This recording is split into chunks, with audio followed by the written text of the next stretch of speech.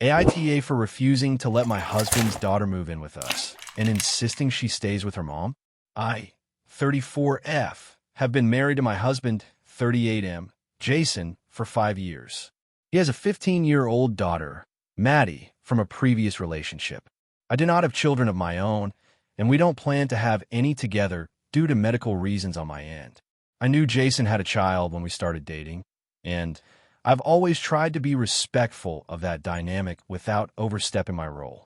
Maddie lives with her mom, Jessica, 39F, in another city about 90 minutes away and visits us every other weekend and some holidays.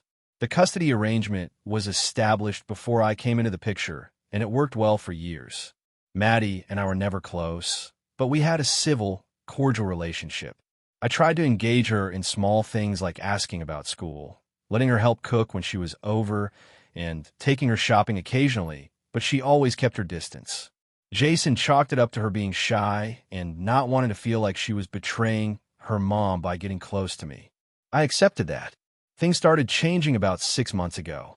Jessica got a new job that required her to travel frequently.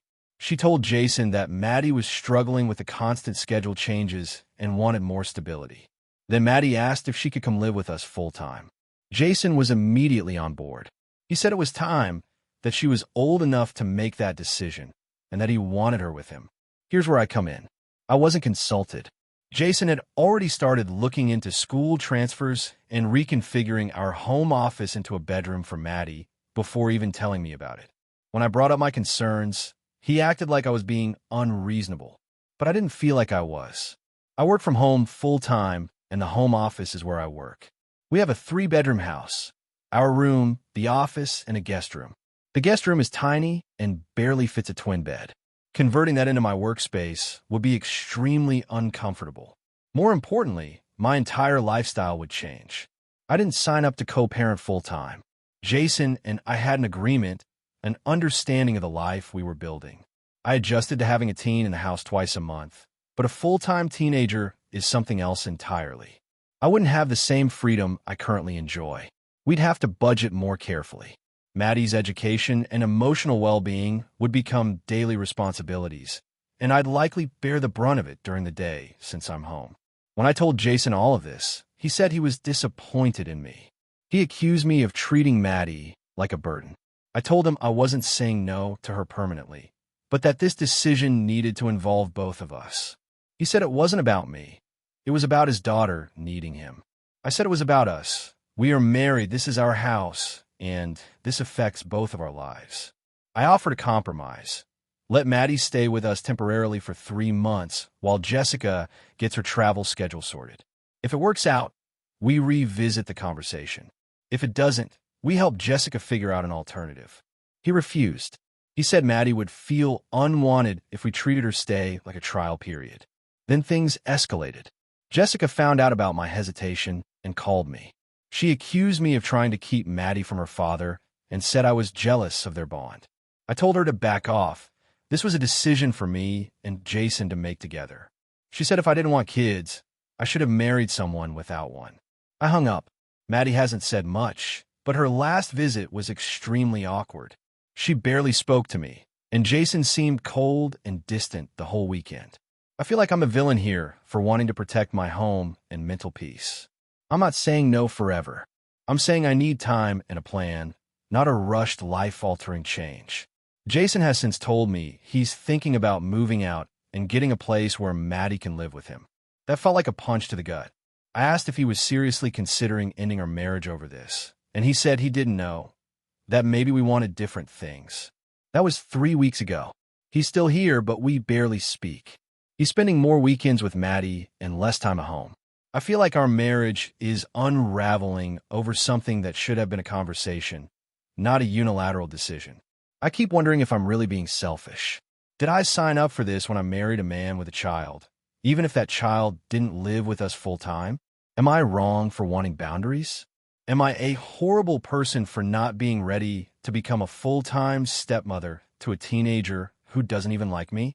My sister says I should just suck it up, that Maddie is a teenager and needs stability, not a stepmom who views her as an inconvenience.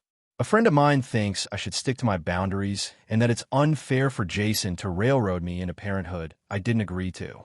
I'm sitting here questioning everything. Maybe I am the villain here.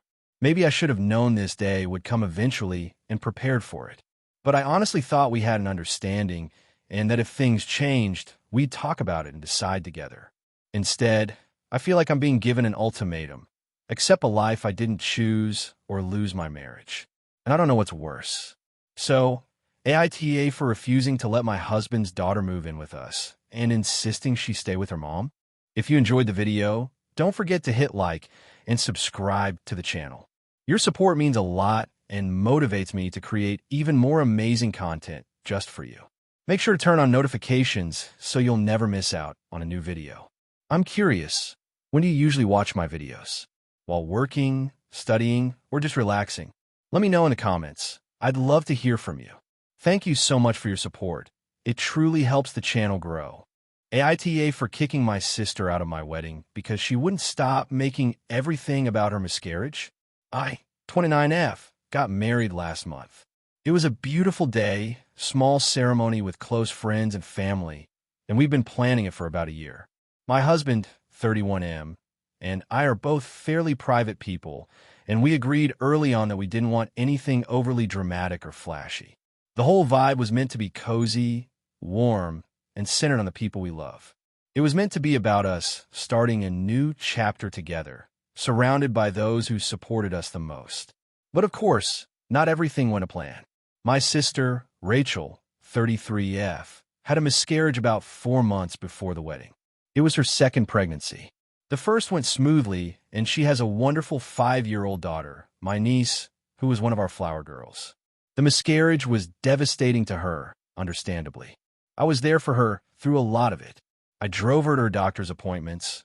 I stayed overnight a few times when her husband was out of town for work, and I even postponed one of our major wedding planning weekends because she wasn't emotionally up for being alone. I'm not saying that to brag, but to give context. I really try to be there for her. I know grief is complicated and doesn't go away in a few weeks. But as we got closer to the wedding, I noticed that Rachel's behavior was becoming more and more attention-seeking in ways that were increasingly hard to ignore. She'd bring up the miscarriage in conversations that had nothing to do with it. At my bridal shower, for example, she told a story about her angel baby in the middle of me opening gifts. She made a toast that ended up being more about her journey with loss and motherhood than anything about me and my husband. Still, I let a lot of it slide. I didn't want to be cruel.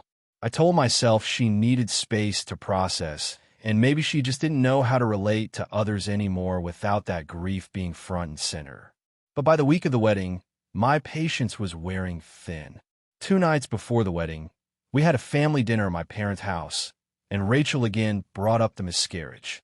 She got emotional when we were talking about our future kids, saying things like, "I just hope your babies get to live longer than mine did." Everyone went quiet. It was awkward. My mom gave her a hug, and we moved on. But that night, I told Rachel gently that I really wanted the wedding day to be about celebration, and I hoped she could try not to bring up the miscarriage during the actual event. She said she understood. Fast forward to the day of the wedding. Everything starts off okay. Rachel was getting ready with us. She helped with my dress. She even cracked a few jokes. I was relieved, thinking maybe we'd turn a corner. But once guests arrived and the ceremony began, the vibe shifted. During the reception, Rachel made a scene while giving her speech. She started talking about the importance of cherishing every moment because you never know when life will be taken away. She started crying halfway through. I looked over and saw multiple guests visibly uncomfortable. My cousin Mao, WTF? At me. My dad gently encouraged her to wrap it up, but she kept going, mentioning the child will never know and saying how it reminded her that love is all that matters. When she finally sat down, the room felt weirdly tense. My husband squeezed my hand and whispered, "Let's just move on." We tried. The DJ played some upbeat music and people danced. But then I caught Rachel in the corner talking to one of my college friends, sobbing, like full-on crying. My friend later told me Rachel had cornered her and talked for 20 minutes about how hard it was to watch another sister get everything I just lost. That was the final straw for me. I pulled her aside and told her she needed to stop. She said she was just being honest, and that if I couldn't handle her grief, that was my problem. I said I was sorry for her pain, but this day was not about her loss. I asked her to leave. She looked stunned, said, "Are you serious?" I told her I was. I didn't want to do it, but I felt like she was hijacking my wedding. She left. My mom was furious. My dad stayed quiet. Rachel's husband looked embarrassed, but didn't say much. The rest of the night was actually great once the drama died down. But the aftermath has been messy. Rachel hasn't spoken to me since. My mom keeps saying I owe her an apology for kicking her while she was down. My dad says he understands why I did what I did, but wishes I'd waited until the next day to confront her. My husband says he's proud of me for standing up for our day, but even he admits it's a tough situation. Some friends say Rachel needed a reality check, and that grief isn't a free pass to monopolize every conversation. Others say I could have been more compassionate, that grief makes people behave irrationally, and that I should have just let her talk and cry and do what she needed. I still feel guilty. I didn't want to hurt her. I don't want to make her pain worse. But I also feel like I deserve to have a wedding that wasn't overshadowed by something completely unrelated to me and my husband. I never asked her to pretend the miscarriage didn't happen. I just asked her to not make it the focal point of my wedding. Now we're over a month out, and the family is still divided. Easter was weird. Rachel didn't come. My mom barely spoke to me. I'm wondering if I permanently damaged our relationship. So, AITA for kicking my sister out of my wedding because she wouldn't stop making everything about her miscarriage. AITA for refusing to babysit my niece and nephew anymore after what their mom said about my infertility. So for some context, I, 32F, have been married to my husband Jake, 34M, for 8 years. We've been trying to have a baby for 6 of those years. We've done everything from IUI to IVF, dealt with multiple miscarriages, and I even had surgery last year to remove endometriosis. It's been emotionally, physically, and financially draining. At this point, we're taking a break and considering adoption, but that's another conversation. Jake's sister, Melissa, 36F, is married with 2 kids, Emma, 7F, and Caleb, 5M. She's the kind of person who always knew she wanted to be a mom and had her first kid a year after getting married. I used to be really close with her, especially before all the fertility issues started to become such a big part of my life. She was supportive at first, but over time, that support started to fade and turned into subtle, and sometimes not so subtle, judgment. Melissa is also a nurse and has a bit of a know-it-all attitude. It's like because she works in healthcare, she thinks she understands everyone else's medical problems better than they do. She's always suggesting things like just relax more or maybe try a cleanse, which honestly makes me want to scream. But I've always tried to keep things cordial, especially for the sake of Jake and the kids. For the last 2 years, I've been watching Emma and Caleb on and off. It started as the occasional date night for Melissa and her husband, then turned into regular weekends, and eventually I was babysitting them nearly every Saturday, and sometimes even picking them up from daycare during the week if she had to work late. I never asked for money, though they offered a few times. I always said no because I loved the kids, and it gave me a sense of purpose while I was going through such a hard time. But here's where things went sideways. Last weekend, Melissa and her husband were invited to a wedding out of town and asked if I could watch the kids overnight from Friday through Sunday afternoon. I said yes, cleared my schedule, and even planned a whole list of activities for the weekend. Jake was away on a work trip, so it would just be me and the kids. Everything was fine until Sunday morning when I took the kids to a local park. Emma fell and scraped her knee. Nothing serious, just a little crying and a Band-Aid. But Melissa absolutely lost it when she came to pick them up. She showed up early, saw the Band-Aid, and immediately went into full Momzilla mode. She started accusing me of not watching them closely enough and saying that she was already hesitant about letting someone without kids take care of hers. I thought she was just stressed or something, so I tried to de-escalate. I said accidents happen, that Emma was fine, and she even said it didn't hurt anymore. But then Melissa looked me dead in the eye and said, maybe if you had your own kids, you'd understand how important it is to actually watch them. That hit like a truck. I froze. I don't even remember what I said after that, because I was just trying not to cry in front of the kids. Melissa must have realized she crossed a line because she got quiet, grabbed the kids, and left without another word. Later that night, I sent her a text saying that I wouldn't be babysitting anymore, and that what she said was incredibly hurtful and out of line. She didn't respond.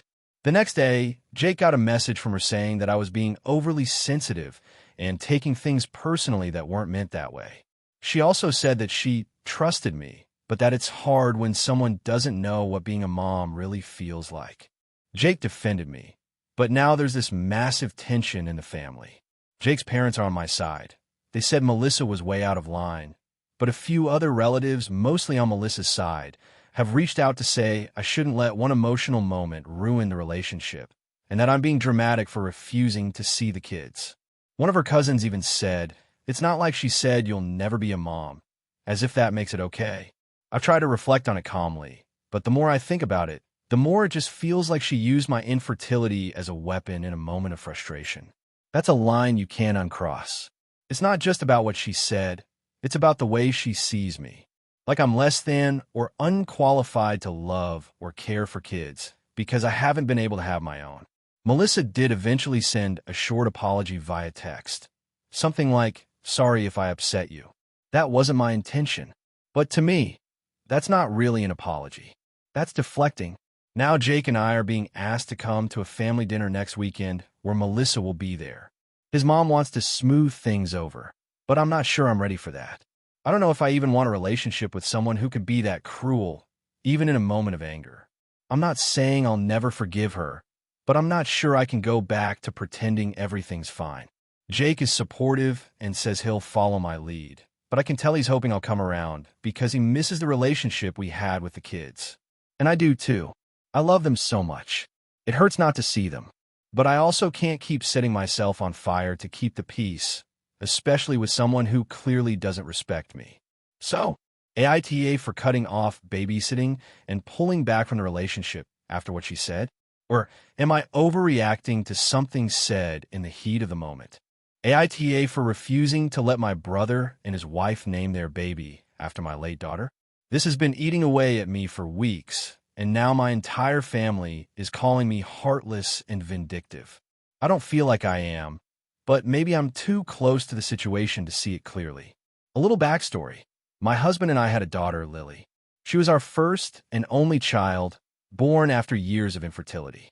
Lily was the most beautiful, vibrant little soul. She loved animals, especially butterflies.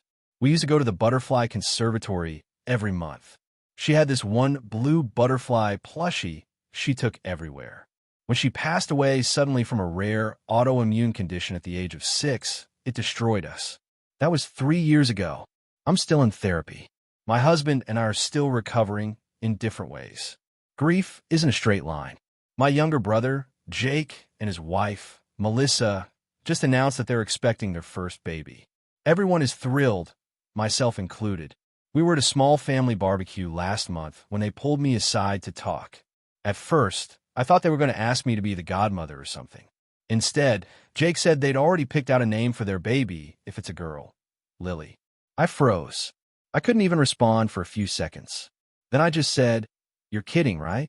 Melissa jumped in and said they weren't, that they loved the name and wanted to honor Lily's memory. Jake said something about how this would keep her spirit alive in the family, and how their daughter would grow up with a piece of Lily in her name. I said I appreciated the sentiment, but I wasn't okay with it. That it felt like they were trying to replace my daughter, or worse, use her name as some kind of symbol. I told them gently but firmly that I didn't want them to name their child Lily. Melissa looked offended. She said she thought I'd be touched, not upset. Jake got quiet, but I could tell he was annoyed. The conversation ended awkwardly. A week later, my mom called. She said she'd talked to Jake and Melissa, and they were heartbroken that I wasn't supportive of their name choice. I told her it wasn't about being unsupportive. It's that my daughter's name isn't some tribute, it's hers. Her life, her memory, her identity. It's sacred to me. I told my mom that every time I heard the name, it would hurt. That I wasn't ready to hear someone else calling it out in a playground, or reading it on birthday cards, or watching another little girl live a life my daughter never got to finish, carrying her name like a hand-me-down. My mom said I was being unfair, that I didn't own the name Lily, that it's a common name and I can't expect the world to tiptoe around my grief forever.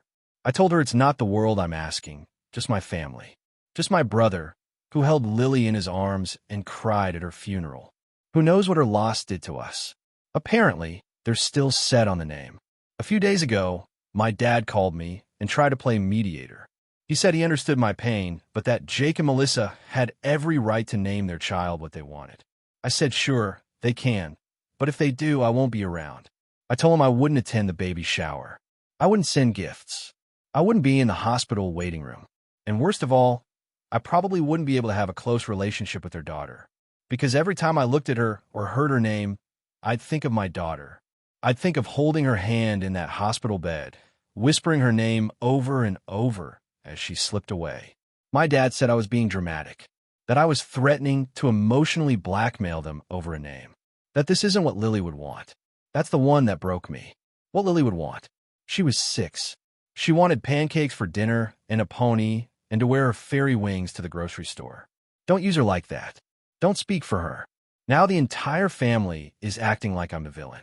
Jake sent me a long message saying they're going to go ahead with the name and hope that in time I'll come around, that I'll see the beauty in it, that maybe this baby will help heal me. No.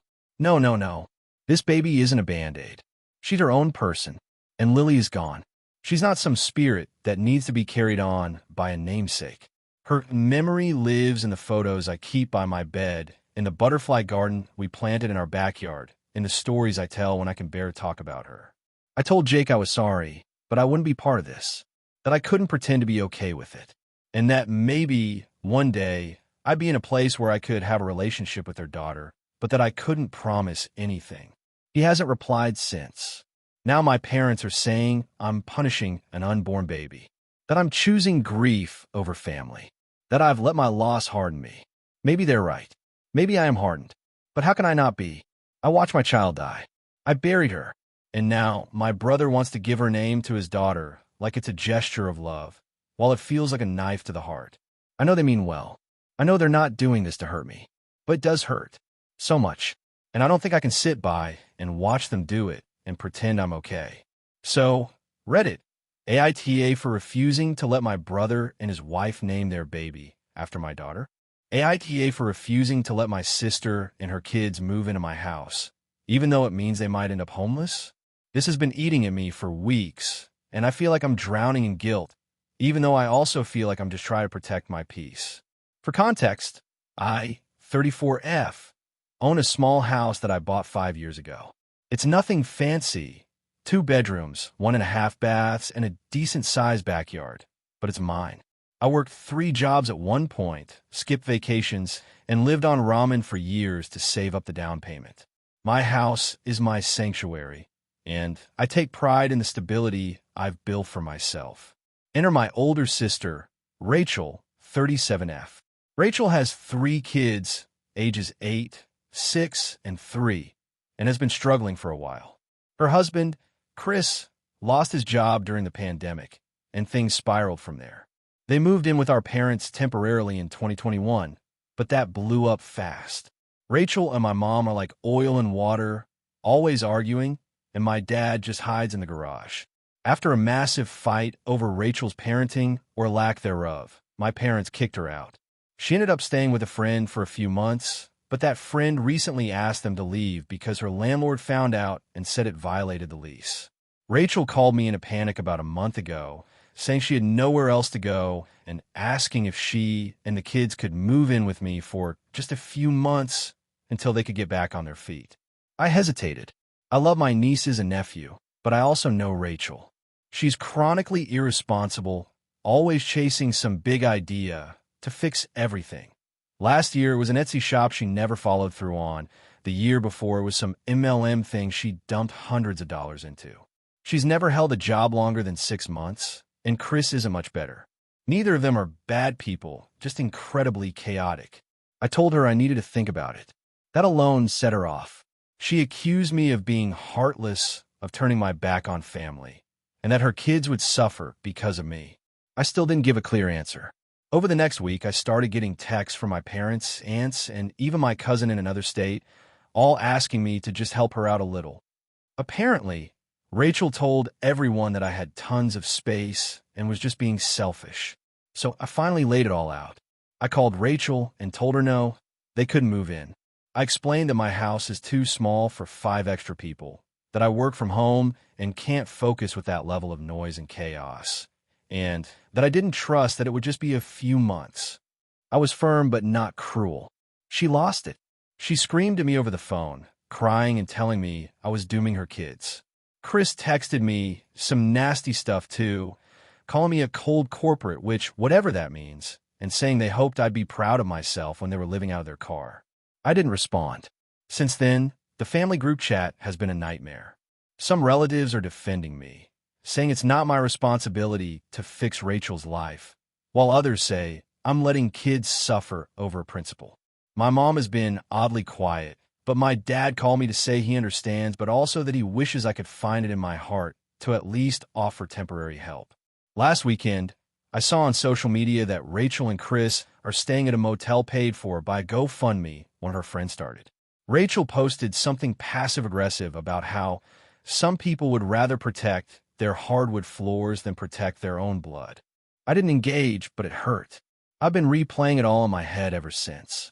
Part of me thinks I could have offered the guest bedroom to just Rachel and the baby while Chris stayed elsewhere. Or maybe I could have helped pay for a short-term rental instead. But at the same time, I know how this would have gone. They would have moved in, promised it was temporary, and stayed for over a year. My house would have become a zoo. I'd lose my quiet and privacy, and I'd probably end up resenting them and myself. I didn't cut her off completely. I check in occasionally and offer to help look for community housing resources, but Rachel hasn't responded. It feels like the damage is done. I'm not heartless. I just need boundaries.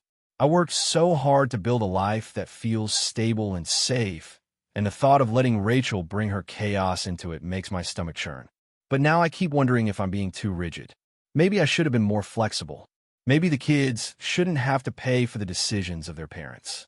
So, AITA for refusing to let my sister and her kids move in with me, knowing they might end up homeless because of it? Here's some additional context that might help. 1. I've offered financial help in the past. When Chris lost his job in 2020, I sent them $1,000 to help with rent. I also paid for school supplies for the kids last year and helped cover Rachel's car repair in 2022. I'm not unwilling to help. I just have limits. 2. My house is literally 980 square feet. The second bedroom is small, barely fits a twin bed and a dresser. There's one full bathroom. I don't think I could comfortably house 5 people even if I wanted to.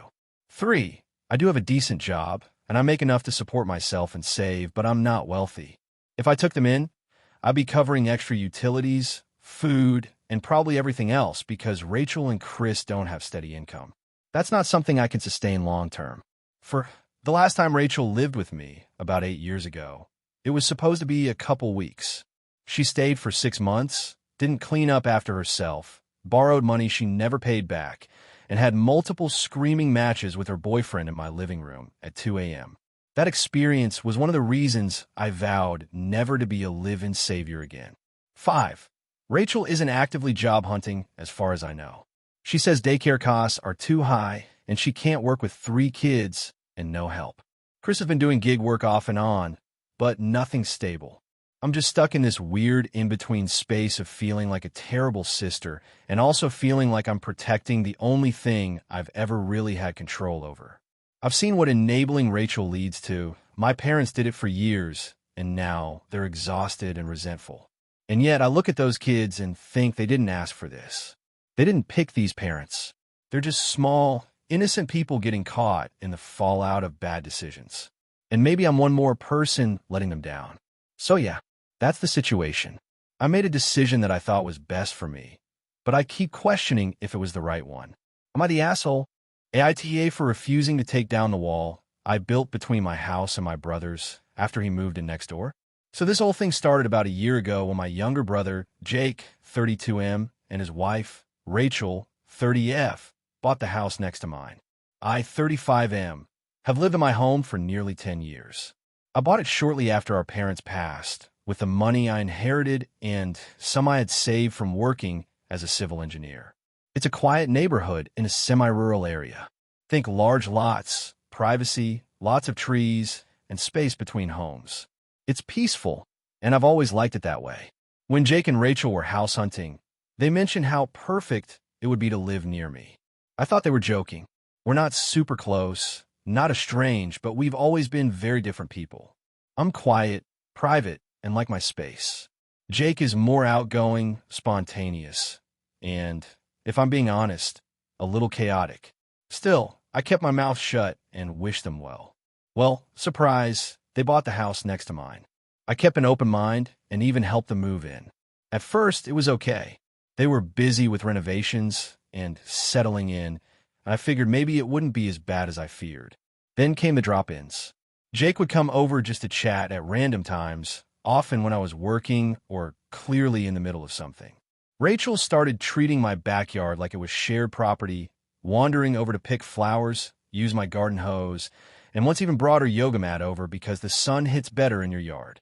They let their dog run around off-leash, and he frequently ended up in my garden, digging things up or barking at squirrels. I tried to set some gentle boundaries, telling Jake I was on a call when he popped in, reminding Rachel to keep the dog on her side, asking her not to pick flowers. Each time, they'd laugh it off like I was joking. "Come on, it's just us, or you're too uptight, man." One day, I came home to find Jake using my tools without asking. He had walked into my garage because he knew I wouldn't mind. That was the last straw. I had a serious talk with both of them, laid out that I needed space, privacy, and that they had to respect my property line. They apologized, but it was clear they didn't really get it. So I decided to take matters into my own hands. I built a wall, a literal wall, 6 feet tall, wood panels, running the full length of our shared property line. It's perfectly legal per our local zoning laws. I even got a permit. It's well built, blends into the landscape, and frankly, adds to the value of my home. I hired professionals to do it, didn't cut corners, and paid out of pocket. The moment construction started, Jake came over, fuming. He said it was aggressive and made them feel unwelcome. Rachel cried, saying I was dividing the family. I calmly explained that the wall was about privacy and boundaries, not personal hostility. That didn't go over well. They started a passive-aggressive campaign, leaving trash bags right up against the wall. Blasting music tore my side. Rachel posted on Facebook about how sad it is when family treats you like strangers. Jake told our extended family that I had gone off the deep end. My aunt called to ask if I was okay. I stood firm. I've always been respectful and patient, but I deserve to feel comfortable in my own home. A few cousins reached out to say they thought the wall was a great idea and that they wish they had the courage to do something similar with their neighbors. Still, the tension hasn't let up. Last month, Jake asked if we could just take down the wall and start over. I said no. He said I was being stubborn and that family should come before fences. I told him that if he had respected my space from the start, the wall wouldn't exist. He called me a cold-hearted loner. Now my parents aren't around to mediate, but if they were, I honestly don't know whose side they'd take. They always taught us to value family, but they also emphasized respect and personal space. Jake thinks I'm punishing them for trying to be close. I think I'm protecting myself from people who don't understand boundaries. I've started spending more time indoors. I put up taller shrubs and some noise-canceling panels on my patio. My home feels like mine again, but it sucks that it had to come to this.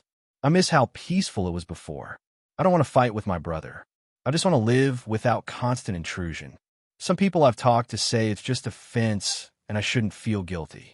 Others say I escalated things when I could have tried harder to compromise. But I tried. I talked, I asked nicely, I gave chances.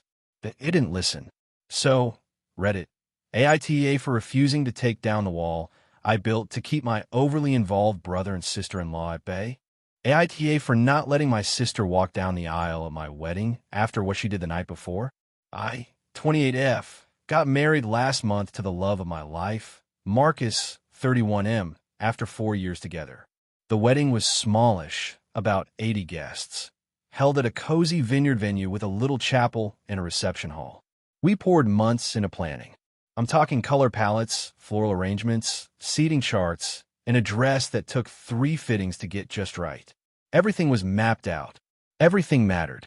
My sister, Julia, 25F, was my maid of honor. She's always been the more outgoing one between us.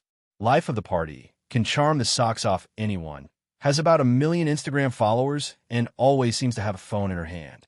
I've always been more introverted, a bit more detail-oriented, and quieter, which Julia likes to call uptight. But still, we've always been close. Or I thought we were. The night before the wedding, we had a small rehearsal dinner. Everyone was in high spirits. Julia gave a lovely toast about Marcus and me. My parents cried. She made us all laugh with stories about her childhood. It was honestly perfect.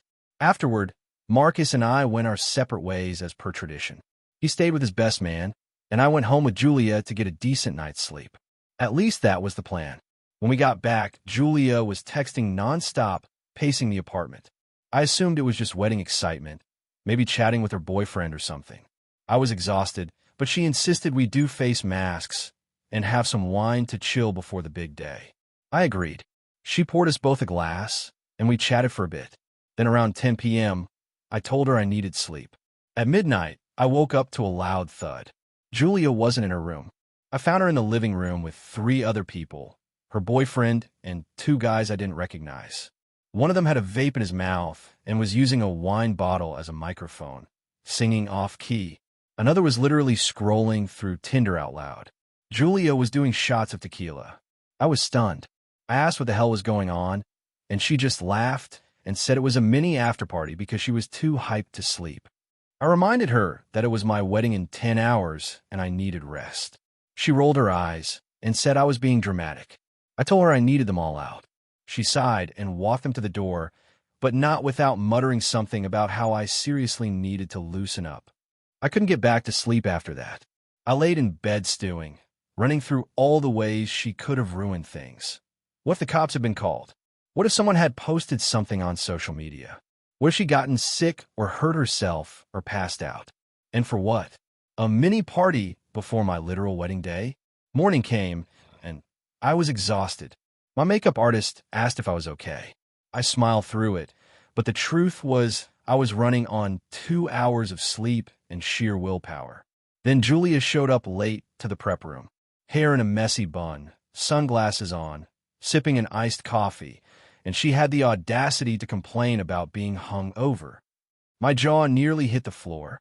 The other bridesmaids looked at me wide-eyed. She laughed it off like it was no big deal. I pulled her aside and asked if she was serious. She said she was fine and would rally. I told her I was considering asking one of the other bridesmaids to step in as maid of honor. She blinked at me and said, "You can't be serious." Oh, but I was. I told her that her behavior was selfish and that she clearly didn't care about how her actions affected me. I told her she could still attend the ceremony, but I didn't want her standing beside me after what she did. She went nuclear. She yelled loud enough that people outside the prep room could hear. She accused me of being a control freak, said I was jealous of her personality, that I was insecure, and that I always found reasons to make her the bad guy. She called me a bridezilla and asked why I was ruining the most important day of her life. I laughed out loud at that. Eventually, my mom came in and tried to mediate. She begged me to just let Julia walk down the aisle and to deal with it later. My dad took me aside and said he supported whatever decision I made. I stood firm.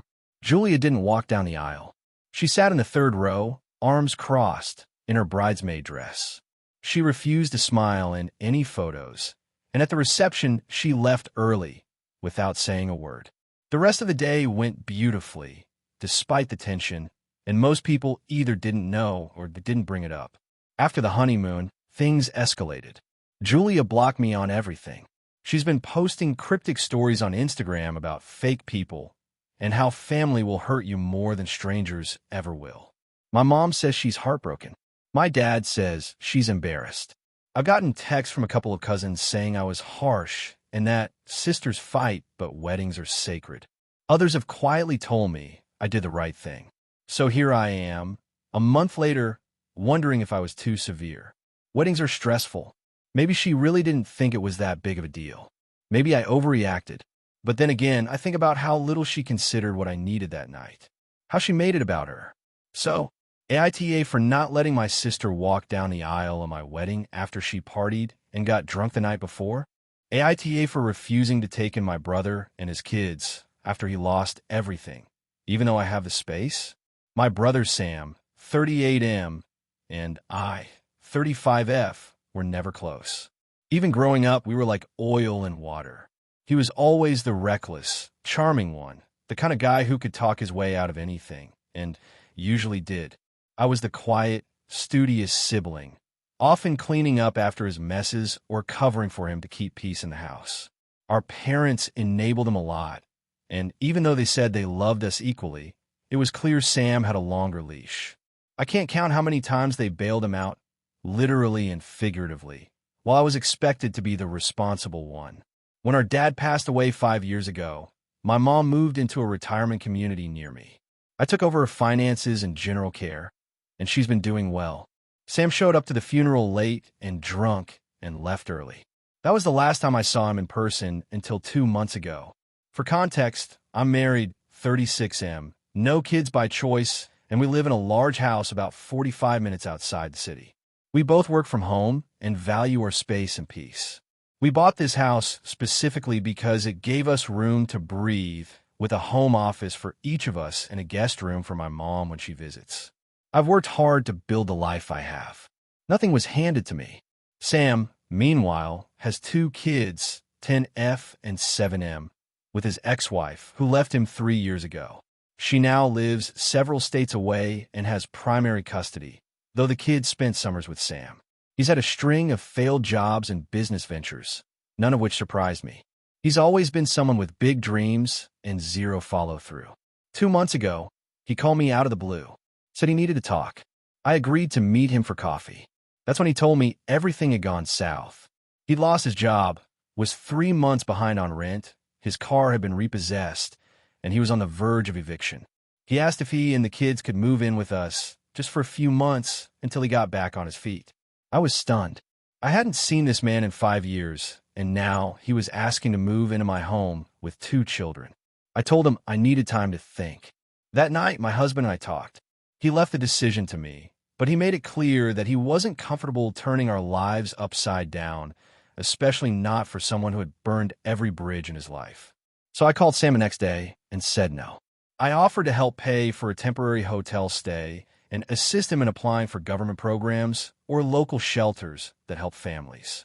I also offered to watch the kids a few weekends if he needed time to job hunt.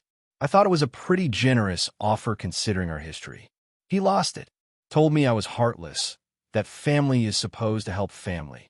He accused me of looking down on him and of turning my back on my niece and nephew.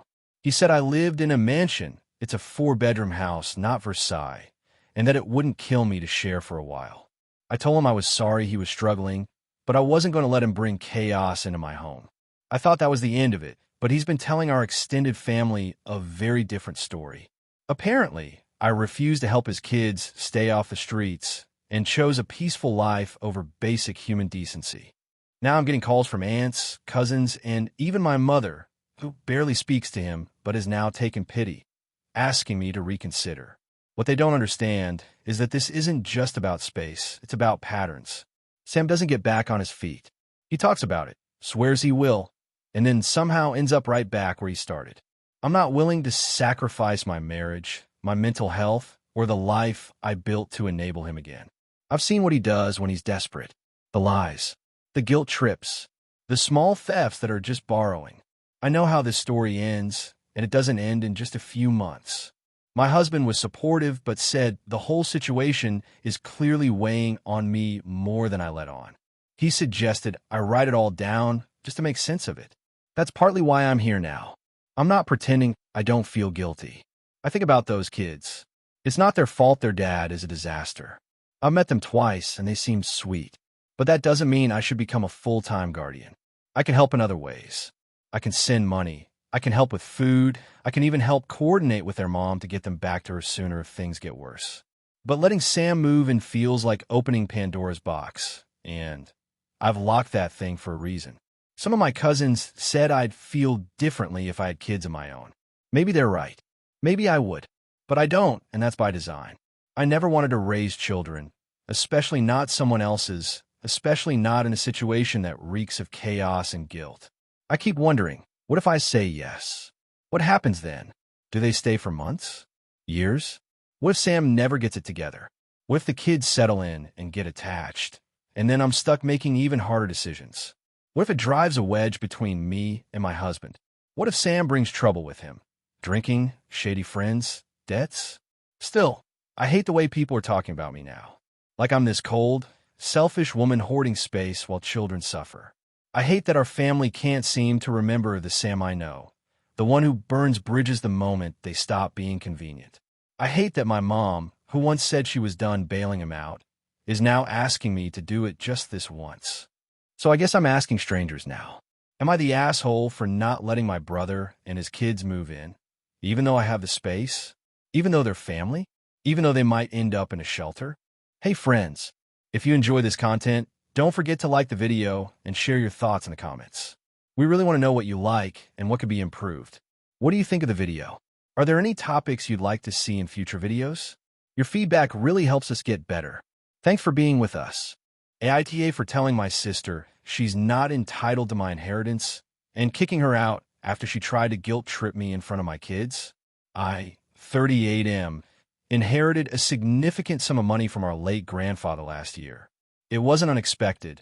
He had been clear for years that his estate would mostly go to me, as I was the one who had stayed close to him, helped with everything from doctor's appointments to managing his bills and lawn, especially during his last few years. My sister, Emily, 34F, was estranged from him for a long time and only reached out a few months before he passed. Emily and I had a rough childhood.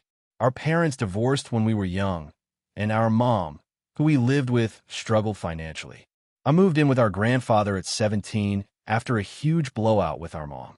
He helped me get into college, supported me emotionally and financially, and basically became my second parent. Emily stayed with our mom and cut ties with our grandfather after a big argument when she was 19. They didn't speak for almost 14 years. She only started visiting him again when he got really sick. When he passed, I was named the sole beneficiary of his estate. It wasn't a shock. He had always been open with me about it. He had left Emily a small amount, a few $1,000s, and some jewelry from her grandmother, but nothing close to what I got. She found out during the will reading and stormed out. She didn't talk to me for 3 months after that.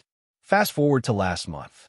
Emily reached out and asked if she and her 2 kids, 10M and 7F, could stay with me temporarily. Her lease had ended unexpectedly, and she was struggling to find a new place. She said it would be for 2 weeks max. I agreed. My wife and I have a decent-sized house, and we figured we could help her out. The first few days were fine. Then things started getting weird. She began making snide comments around the house like, "Must be nice to have everything handed to you," and "if only I had been the favorite grandkid." I let it go, thinking she was just stressed.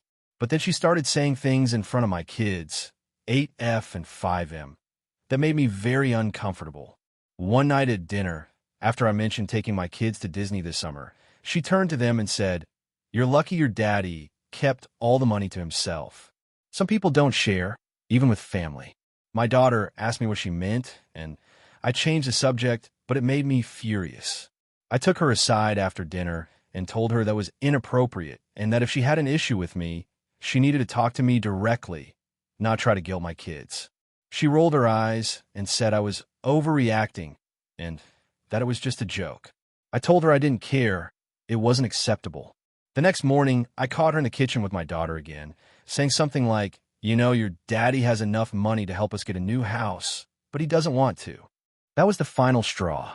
I told her she had until the end of the day to pack her stuff and leave. She started crying and saying she had nowhere to go, that I was abandoning her like everyone else, that family should stick together, and that she couldn't believe I'd put money over blood. My wife backed me up and said we couldn't have her making our kids feel weird about our decisions, especially about something they don't understand. Emily called our mom and apparently told her a very different version of events, because then my mom called me screaming about how I was being cruel, how Emily was just hurting and desperate, and how I had no right to kick her out over a misunderstanding. I told my mom what was actually said, And she just kept repeating that I should help Emily because she's your sister. Since then, most of the extended family has taken sides. Some think I'm a selfish jerk who's letting money ruin relationships. Others think Emily was way out of line. My wife says we did the right thing, and I feel like I did too, but I can't help feeling a bit guilty. Emily really doesn't have much, and I do have more than enough to help her. I just didn't like the way she went about it. To be fair, she never asked me for money directly, but it was clear that she thought I should be offering it, and she tried to manipulate my kids into seeing me as greedy or heartless. That felt like a huge violation of trust, and I don't want that kind of toxicity around my family.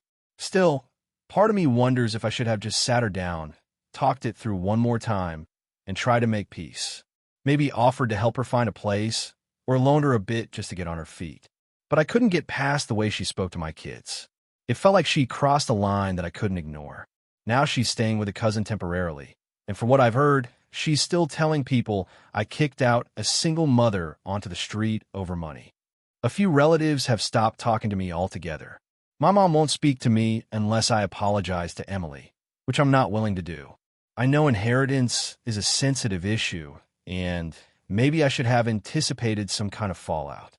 But I never thought she would take it out on my children or turn it into a campaign against me. I've always tried to be there for her when she's needed help, just not at the expense of my own family's emotional safety. So now I'm sitting here, still wondering, AITA for kicking her out and refusing to give her part of my inheritance? Or should I have handled it differently? AITA for refusing to attend my sister's wedding because of the role she gave my daughter? AITA for not attending my sister's wedding because she made my daughter a flower assistant instead of a flower girl? Let me start with the basics. I, 34F, have one sibling, my younger sister Lily, 30F. We had a rough childhood and were raised mostly by our grandma because our parents were in and out of our lives. Despite everything, Lily and I were very close growing up. I practically raised her at times. We've had our ups and downs in adulthood, mostly because she could be a bit self-absorbed and I tend to be overly protective, especially in my daughter, Ellie, 6F. Ellie is my entire world. She was born after a very traumatic miscarriage I had at 28, and I wasn't even sure I'd be able to have children after that. She's a sweet, bright, energetic kid who adores her Auntie Lil, and has always seen her as a kind of fairy godmother figure. Lily got engaged last year to her boyfriend of 3 years, Kyle. I have mixed feelings about Kyle. He's polite, successful, and smart, but there's always been something off about him. He's the type who's always cracking sarcastic jokes that feel a little too personal. Ellie's been on the receiving end of a few of them. For example, he once called her Hurricane Ellie at a family dinner and joked that her parents must be exhausted every day. Stuff like that. I didn't say anything then, but it left a bad taste in my mouth. Anyway, Lily started planning the wedding and made a huge deal about it. It's going to be a fancy destination wedding in Napa Valley, small and elegant. She was pretty involved in asking certain people to play roles. She did a whole proposal box for her bridesmaids and even asked my husband to be an usher with a fancy bottle of scotch. I figured, naturally, that Ellie would be the flower girl. She's at the perfect age. She's always been obsessed with weddings, and Lily had even let it slip a few months back that she wanted Ellie to be part of the ceremony. So, a few weeks ago, we got the official invitations, and I noticed Ellie wasn't listed under the wedding party. I assumed it was an oversight and texted Lily, saying something like, "Ellie's so excited to be flower girl." Lily called me that night and told me, "Oh, I was going to talk to you about that." Then she explained that she had already asked Kyle's niece, Madison, 7F, to be the flower girl. Now, I've met Madison. She's fine, quiet, polite, kind of shy. Kyle's family is very traditional and image-conscious. Madison looks like she walked out of a Ralph Lauren catalog. Ellie, on the other hand, is more rambunctious and definitely more spirited. She talks a lot, asks a ton of questions, and doesn't always sit still. I asked Lily why she didn't choose Ellie, since we're family and Ellie's been dreaming of this. She gave me this long-winded explanation about how Kyle's family is contributing more to the wedding financially, and they really wanted Madison to be included in a meaningful way. Then she said, "But I didn't forget Ellie. I made her a flower assistant. I asked what that meant, and Lily said Ellie would help the florist pass out petals to guests before the ceremony and maybe help tidy up petals after Madison walked. I was floored. That's not a real role. That's busy work. I tried to stay calm and said I didn't think Ellie would understand why she wasn't walking down the aisle when Madison was. Lily got defensive and told me, "It's my wedding and I'm trying to keep the peace. Ellie can still be involved." I thought you'd be happy. I told her I wasn't happy. I felt like my daughter was being demoted for not being aesthetic enough for Kyle's family. Lily insisted it wasn't personal and asked me to just go along with it. I told her I'd think about it. A few days later, I sat Ellie down gently and told her that she wasn't going to be the flower girl, but she'd have a special job helping the florist. She looked confused and asked why Madison got to be flower girl. I didn't want to lie, so I just said, "That's who Aunt Lily picked." Ellie looked heartbroken, but nodded. Later that night, she started crying and asked if she'd done something wrong. That was the last straw for me. I called Lily and told her that I couldn't, in good conscience, attend the wedding. I wasn't trying to make a scene, but I didn't want to expose my daughter to a celebration where she was treated as an afterthought. I told her I loved her, but I needed to prioritize Ellie's feelings. Lily lost it. She accused me of making her wedding all about me, of being dramatic, and of weaponizing Ellie to punish her.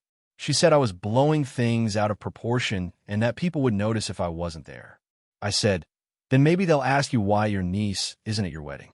My husband supports me. He agrees that it felt like a slap in the face and says we're not going where our kid isn't respected. But other family members have started weighing in. Our grandma, who raised us, said I was being petty and hurting Lily on her big day. My aunt said she wouldn't have made the same choice Lily did, but that skipping the wedding is too extreme. Even a couple of Lily's friends have reached out, saying they're so sorry this happened, and they hope I'll change my mind. I'm starting to wonder if I'm making this too much about my daughter, or if I'm projecting my own issues with Lily onto this situation. But seeing Ellie so sad broke my heart, and I can't unsee that. So, AITA for refusing to attend my sister's wedding because of the way she handled my daughter's role. AITA for not letting my sister stay with me after she broke my trust and lied about something serious. So a bit of background. I, 30F, have a sister, Anna, 28F, who I've always had a pretty complicated relationship with. Growing up, Anna was the golden child in our family. She was always the perfect daughter, good grades, well-behaved, socially popular, and my parents adored her for it. Meanwhile, I was the rebellious one, always challenging their rules and doing things my own way, which led to a lot of tension between me and them. Over the years, Anna and I drifted apart. We still saw each other at family events, but there wasn't much of a close bond. I'll admit, part of it was jealousy on my part. I had always felt like my parents favored her, and I resented her for it. But I tried to push those feelings aside as I got older, and we learned to get along when we were around each other. However, a few months ago, Anna and I had a serious falling out. It all started when I discovered that Anna had been borrowing money from our parents without telling anyone. I found out when I overheard a conversation between my parents and Anna where they were discussing how much she owed them and how she had been borrowing money for months without any plans to pay it back. At first, I was shocked. Anna had always acted like she had everything under control, and I had no idea she was struggling financially. I confronted her about it, and she completely denied it. She told me that I was misunderstanding the situation and that I shouldn't be eavesdropping on private conversations. I tried to let it go, but I felt like she was hiding something, so I pressed her more. Eventually, she admitted that she had been borrowing money, but she insisted it was because she had been going through a tough time and needed help to cover some expenses. She promised that she would pay it back and that it wasn't a big deal. However, the real issue came when I found out she had been lying about the whole thing. My parents told me that Anna had been telling them different stories every time they asked her about her debts. She had said things like, "I'll pay you back when I get a new job," or "I'll pay you back once I sell some things," but those plans never seemed to happen.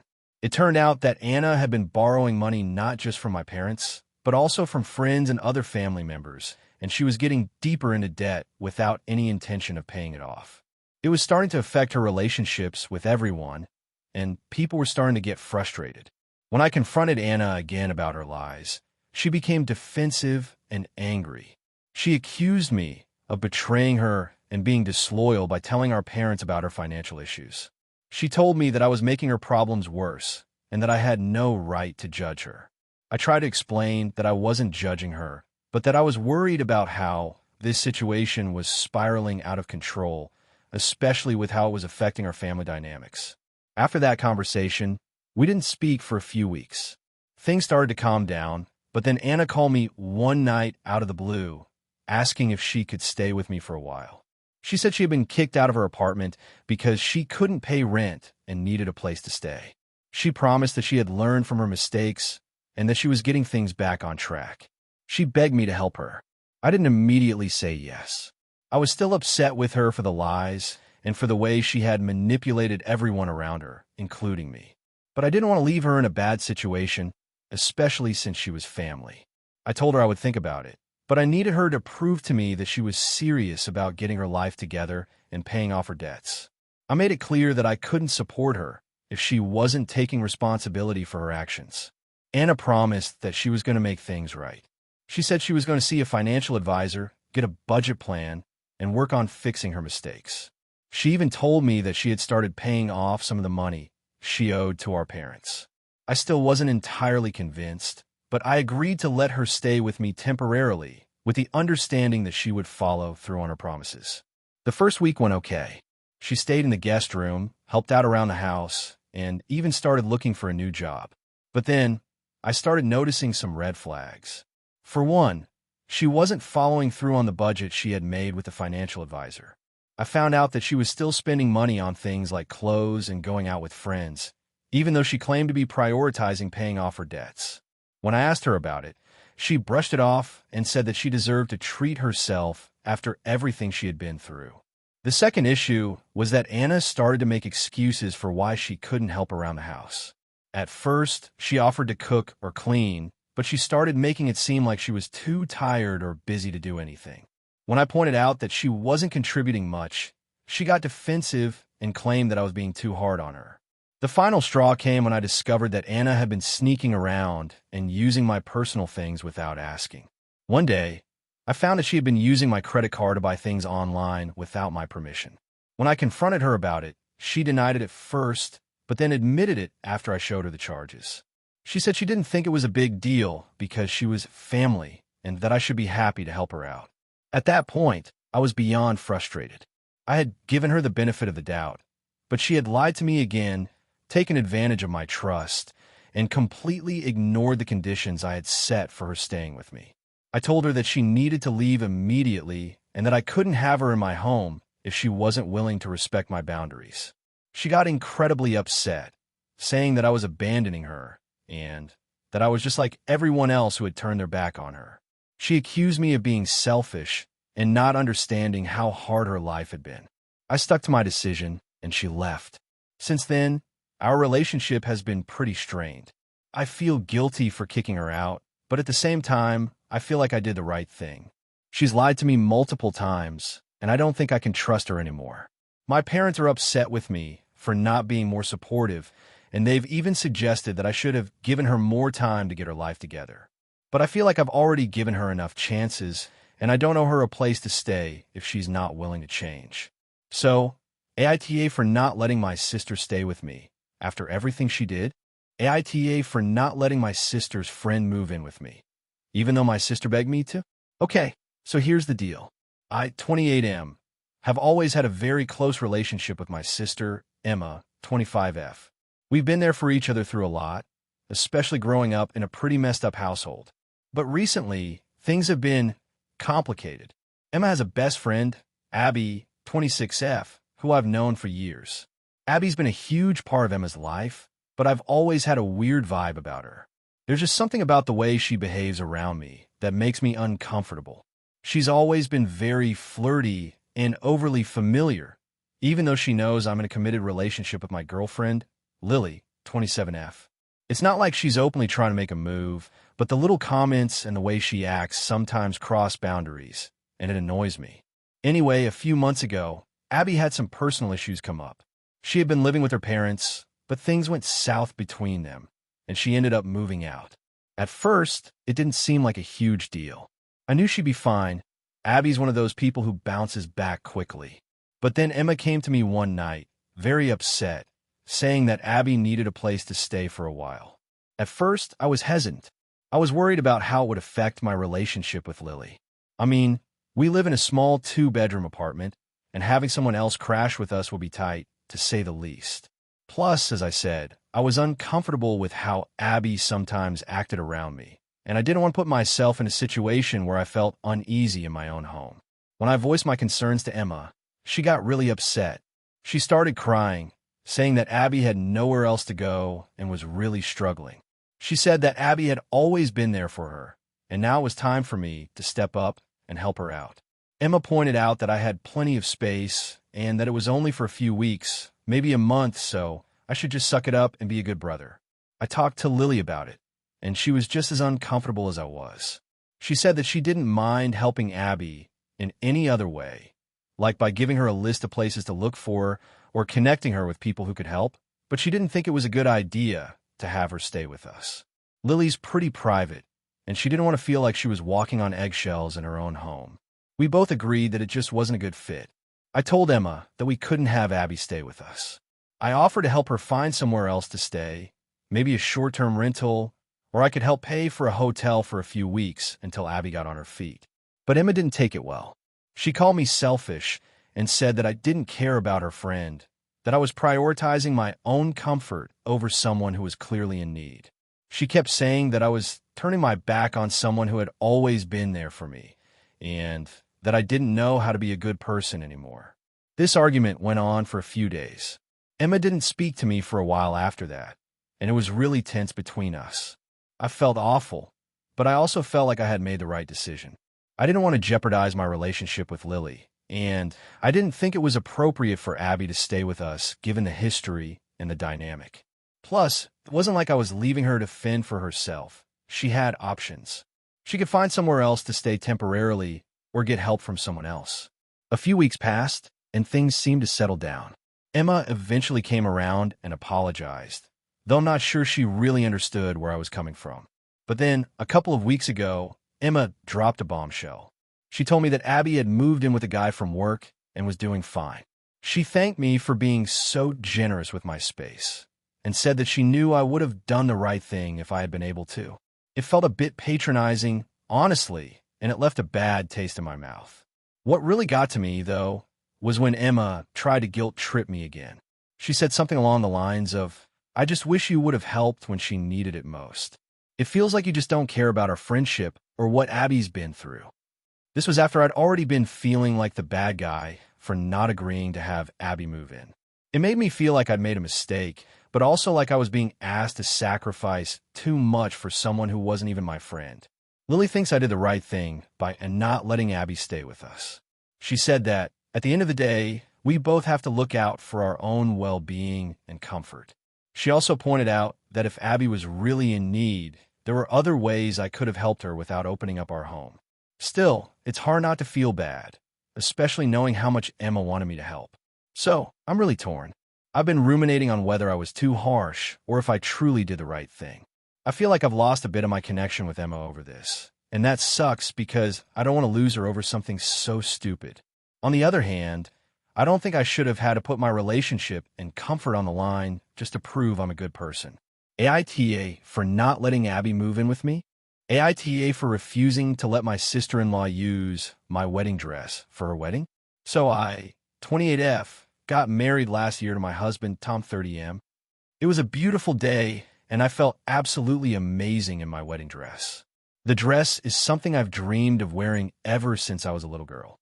My mother had worn it for her wedding to my father, and it was passed down to me. It's a traditional family heirloom, delicate lace, intricate beadwork, and a timeless silhouette. It means the world to me, and I couldn't have imagined wearing anything else. Now, the problem begins with my sister-in-law, Rachel, 32F, Tom's older sister. Rachel is getting married in a few months, and recently she approached me with a somewhat surprising request. She asked if she could wear my wedding dress for her own wedding. Initially, I was in shock because I didn't even know how to respond. The dress is so personal to me, and I really never thought anyone else would wear it. But after thinking about it for a while, I realized that this wasn't something I felt comfortable with. Rachel isn't the easiest person to get along with, to be honest. She and I have always had a somewhat strained relationship. When Tom and I first started dating, she didn't really make an effort to get to know me. Instead, she would make snide comments about how I wasn't good enough for her brother.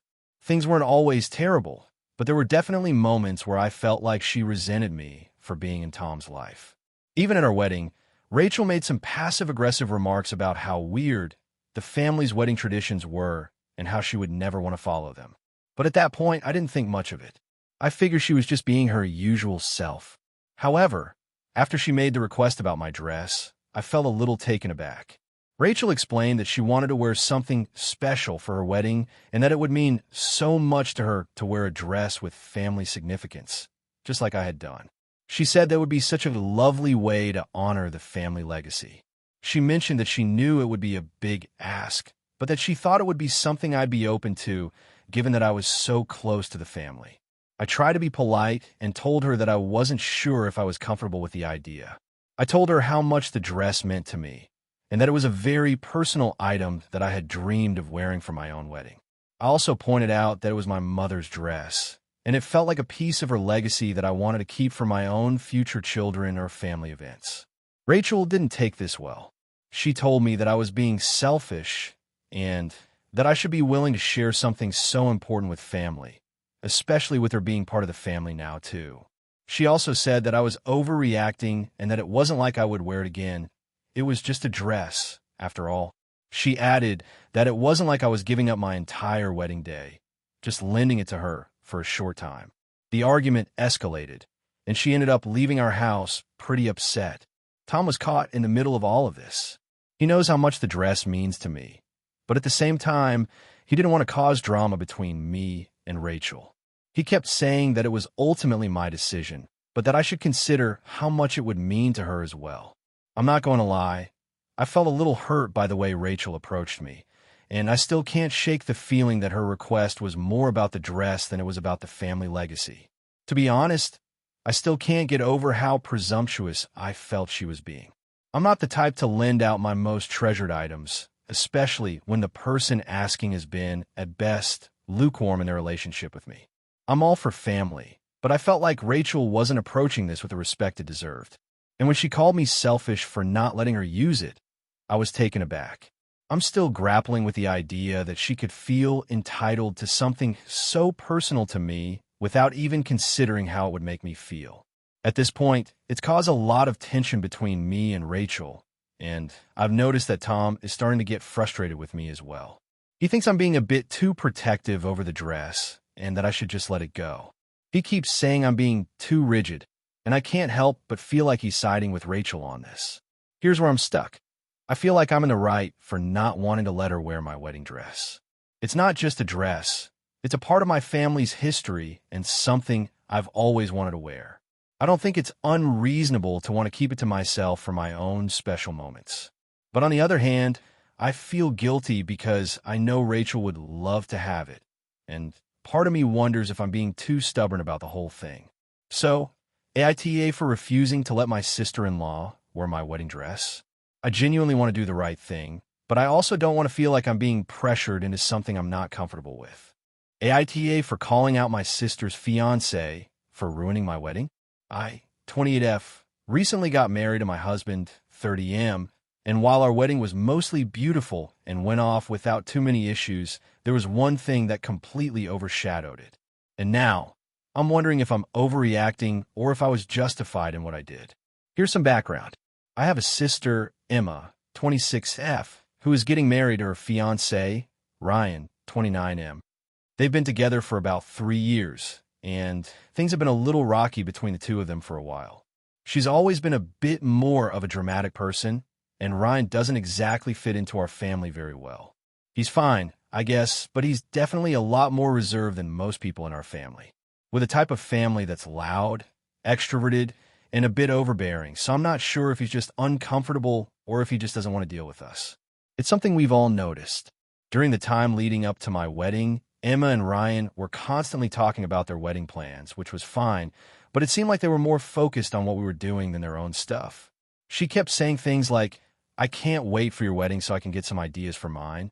And I'm going to copy this part of your ceremony. Don't mind me. A little weird, but it didn't bother me too much at first. That's just Emma. My wedding was a bit of a dream for me. I've always imagined a big, beautiful celebration with my family and friends, and I wanted everything to be perfect. We had a formal venue, elegant decor, and a lovely guest list. Ryan and Emma were both invited, of course, but I did make it clear to her that I didn't want her to get any ideas for my wedding for hers. I didn't mean it in a controlling way, but I didn't want her to turn it into a competition. Fast forward to the actual day of the wedding. Everything is going smoothly. The ceremony was beautiful, the reception was fun, and my husband and I had an amazing time celebrating with our loved ones. But of course, there had to be drama. Ryan, during the reception, started causing a scene at the bar. Apparently, he was upset because my husband and I had hired a live band, and he thought the music was too loud. According to Emma, he doesn't like loud environments, but he also didn't say anything to anyone about this beforehand. Instead, he started making sarcastic comments to the staff about how everyone's going to be deaf by the end of the night, and how it's not a real wedding unless there's a DJ playing the same song on repeat for hours. At first, I thought he was just being his usual grumpy self, but it got worse. Later, he made a scene at our cake cutting. The cake was beautiful, and everyone was excited to see us cut it. But Ryan, for some reason, decided that it was a good time to loudly proclaim that he didn't understand why people still bother with fancy cakes when you could just get cupcakes. He actually walked up to the cake table and started taking pictures of it, acting like it was a joke.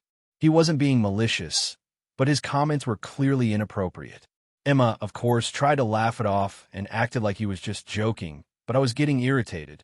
The cake was a huge part of my wedding, and here he was undermining it. By the time the dancing started, Ryan was completely checked out. He was sitting at the bar with a few of the older guests, sipping on a drink, while Emma was dancing with everyone else. It was clear to everyone that he wasn't having a good time, but he wasn't even pretending to be engaged in the celebration.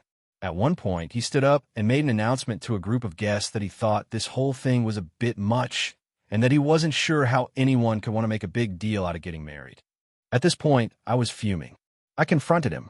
I didn't want to ruin the night, but I was absolutely done with his behavior. I pulled him aside and asked him what his problem was. He responded with something like, "It's just a wedding. They're all the same, right?" And that's when I snapped. I told him that if he wasn't interested in celebrating my marriage, he could leave. I didn't need him ruining my day or making passive-aggressive remarks about my wedding. I told him that if he didn't want to be there, he was free to go, and he didn't have to come back for Emma's wedding if he felt that way about celebrations. Emma, of course, overheard our conversation and rushed over to say that I was being ridiculous and harsh. She tried to apologize on Ryan's behalf, saying that he was just having a rough time, but at that point I wasn't hearing it. I told her that her fiancé's behavior was disrespectful and that I wasn't going to let him undermine my wedding. It was a huge deal for me, and I wasn't going to just let him ruin it. The rest of the night was awkward. Ryan eventually left, but not before causing a scene at the exit. He was muttering about how my wedding was a waste of time and money, and how he couldn't believe how dramatic I was. Emma was mad at me for not letting it slide, and our whole relationship has felt tense since then. She called me the next day, crying about how I had ruined her wedding plans and made her feel awful.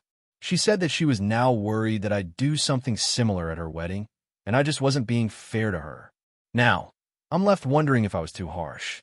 I know Ryan's behavior was inappropriate, but maybe I overreacted by confronting him and telling him to leave.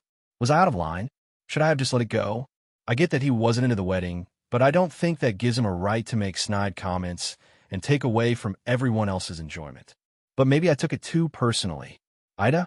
AITA for refusing to attend my sister's wedding because she uninvited me after I spoke out about her fiancé's behavior?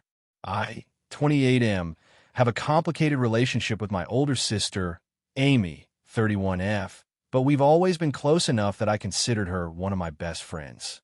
We've had some ups and downs over the years, but we've always managed to talk things through and get back to a good place. Recently, my sister got engaged to Nick, 33M, who I honestly don't trust. This might sound harsh, but hear me out. I've known Nick for about 2 years now, and from the start, I had a weird vibe about him. He's charming at first, but But there's this weird condescension underneath it all. He's always making these little snide comments to people, trying to sound like he's better than everyone else. And when it comes to my sister, he's manipulative. I've seen him pressure her into decisions she wasn't comfortable with, and then pretend like he's being all supportive. It's honestly been bothering me for a while, but I never said anything to Amy because I didn't want to cause drama. A couple of months ago, though, something happened that finally pushed me to speak up. Amy was telling me how much she was looking forward to their wedding, and she mentioned a few things about the planning process that I didn't feel right about. For example, she said that Nick was insisting on having a small, intimate wedding with only close family and friends. But when she started talking about who was going to be invited, it became clear that Nick was excluding people that she'd always been close to. Like, she told me he wanted to invite his whole extended family, but not hers. And he even asked her to not invite some of her old friends because they weren't important enough. This obviously didn't sit well with me, and I could tell it was bothering Amy too, but she seemed too scared to stand up to him about it. I tried to stay neutral at first, but I couldn't hold it in anymore. I told her that I thought it was really messed up how Nick was trying to control so many aspects of the wedding, especially her relationships with the people she cares about. I told her I wasn't sure if he was the kind of guy she should be marrying, and that if she didn't start standing up for herself now, it was only going to get worse once they were married. She didn't take this well at all. Amy became defensive and told me that I didn't understand the big picture and that I was just being negative. She said Nick was different behind closed doors and that I just needed to trust her judgment. I thought the conversation was over, but it wasn't. A few days later, I found out from my mom that Amy had told her everything I'd said, and my mom was furious with me. She said I was being way too harsh on Nick and that I was ruining Amy's happiness by trying to put doubts in her head. I didn't think I'd said anything that unreasonable, but I could tell my mom was more focused on defending Nick than on supporting Amy, which bothered me even more. It felt like no one was listening to what Amy was actually feeling. They were just focusing on making everything look perfect for the wedding. A few weeks passed, and I thought things were cooling down. Then, I got a call from Amy, and she told me that I wasn't invited to the wedding anymore. She said that because of what I'd said about Nick, she didn't want someone so negative at such an important day in her life. I was absolutely blindsided. I tried to explain to her that I only wanted what was best for her, but she wouldn't listen. She said I needed to respect her choices and that she didn't want me to ruin the day for her. She also told me that I needed to stop acting like I knew what was best for her and that I should trust her to make her own decisions, even if I didn't agree with them. I'll admit, I got pretty upset. I told her that I thought what she was doing was wrong, that Nick wasn't the right guy for her, and that she deserved better. She hung up on me after that, and I haven't heard from her since. I've tried reaching out a few times, but she hasn't responded to any of my texts or calls. It's been about 3 weeks now, and I'm still kind of in shock. I never imagined that speaking up about my concerns would lead to being completely cut off from my sister. Here's the thing, I do care about her. I don't want to see her make a mistake, especially when I feel like she's being controlled by Nick. But at the same time, I get that she's an adult and she can make her own decisions. I'm not sure if I was out of line in saying something to her, especially because it's led to her shutting me out completely. I feel like I was just trying to protect her, but maybe I went too far by calling Nick out directly and questioning her judgment. Now, I'm left wondering if I should have kept my thoughts to myself and just supported her in her decision, even if I didn't agree with it.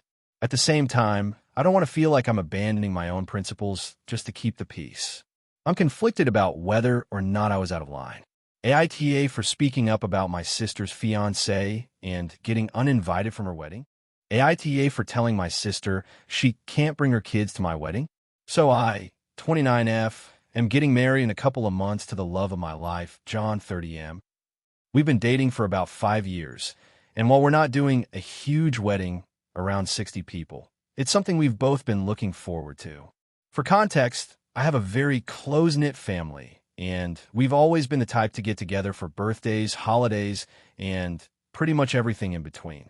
I've always loved that, and John's family is very similar, so the idea of a small wedding with people I know and love feels perfect.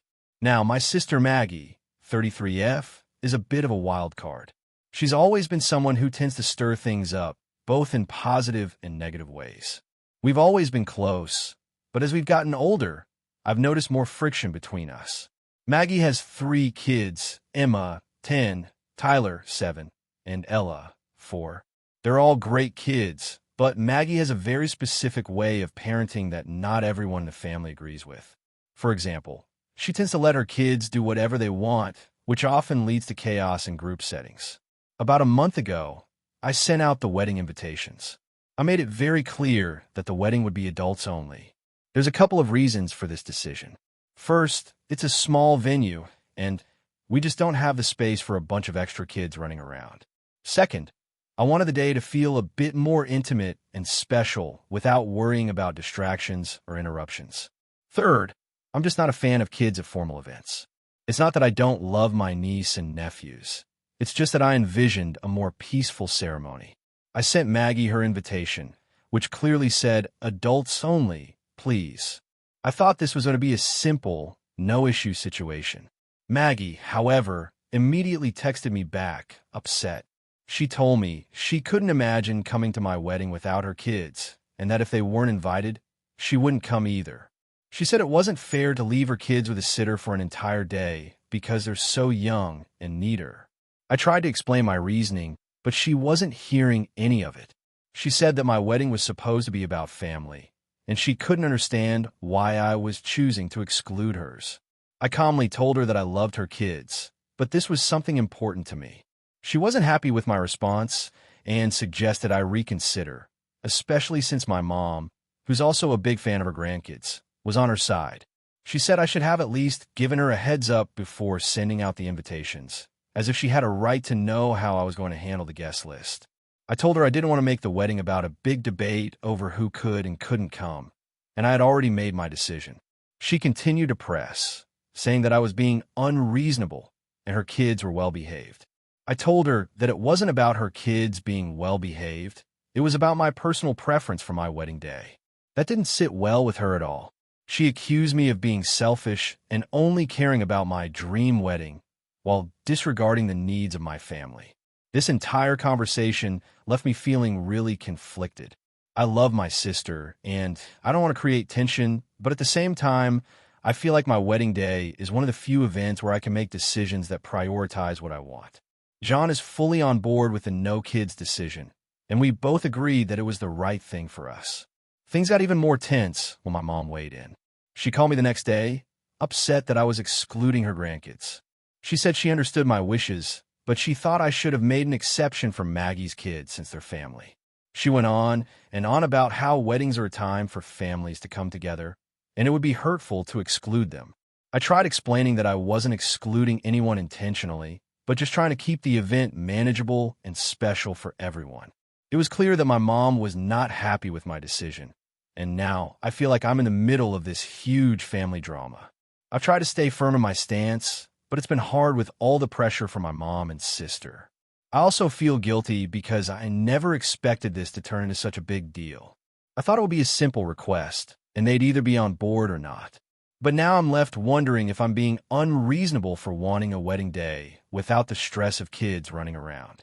To make matters worse, Maggie has been posting on social media about how heartbroken she is over my decision, and she's hinting that I'm being unfair to her family. I'm really starting to second-guess myself. Maybe I should have been more flexible, or maybe I should have just made exceptions for her kids. But at the same time, I feel like I have a right to set boundaries for my wedding. So, Reddit, AITA for telling my sister she can't bring her kids to my wedding? AITA for refusing to attend my sister's wedding because of a gift request? I, 29M, have a sister, Sarah, 27F, who is getting married to her fiancé, David, 30M. They've been dating for about 4 years, and their relationship has always been a bit rocky, but they seem happy, so whatever, right? Anyway, they recently announced their wedding date, and that's when the problem started for me. I've always been close to Sarah, despite her being a bit extra at times. Growing up, she was the one who constantly needed attention, always organizing everything and expecting the world to revolve around her. It was something we just sort of accepted as a family, and I didn't think much of it because she was my sister. But as we got older, I noticed she began expecting more and more from people around her, whether it was financially or emotionally. To be fair, she's had some difficult moments in her life, and I've always tried to be supportive. When Sarah and David got engaged, I was happy for them. But almost immediately, it became clear that the wedding wasn't going to be a simple, low-key affair. They decided to go all out: destination wedding, expensive venue, designer dresses, and the works. I wasn't shocked. That's very much Sarah's style. However, I started to notice that she was getting increasingly demanding in the run-up to the wedding. A few weeks ago, Sarah told me that she needed to have the perfect wedding, and that perfect included very specific expectations for all of her family and friends. This is when the issue began.